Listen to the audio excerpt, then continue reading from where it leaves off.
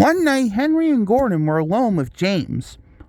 Although Sir Topham Hatt was beginning to think well of him, whenever a chance came, the other engines would talk of nothing but bootlaces. They would tease.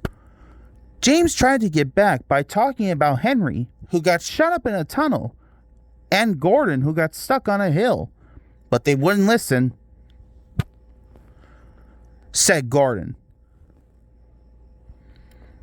Every wise engine knows, of course, that the signalman sets the switches to make the engines run on the right tracks. But Gordon was so proud he had forgotten. Said Gordon next morning. James went to get Gordon's coaches. They were all shining with lovely new paint. He was careful not to bump them, and they followed him smoothly into the station singing happily.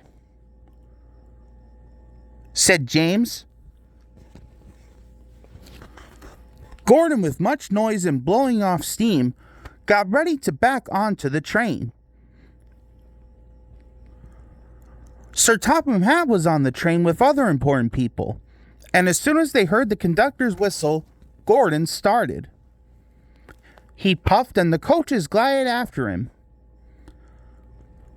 James watched the train disappear and then went back to work.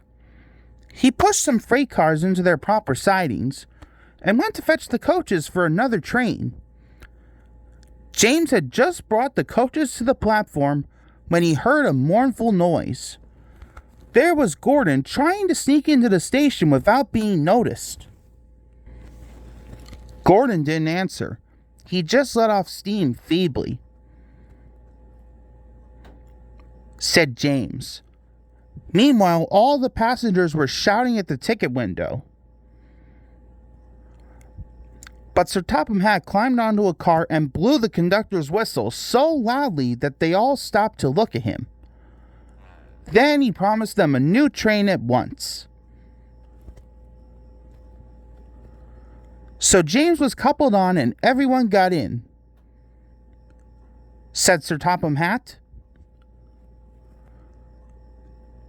Said James. Sang the coaches.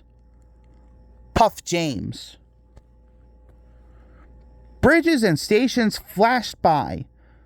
The passengers cheered, and they soon reached the station. Everyone said thank you to James, and Sir Topham Hatt was very impressed. Answered James. Next day when James came by, Gordon was pushing freight cars. He said, and he gave his cars a bump.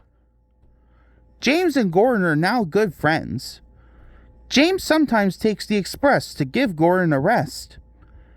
Gordon never talks about bootlaces, and they are both quite agreed on the subject of freight cars.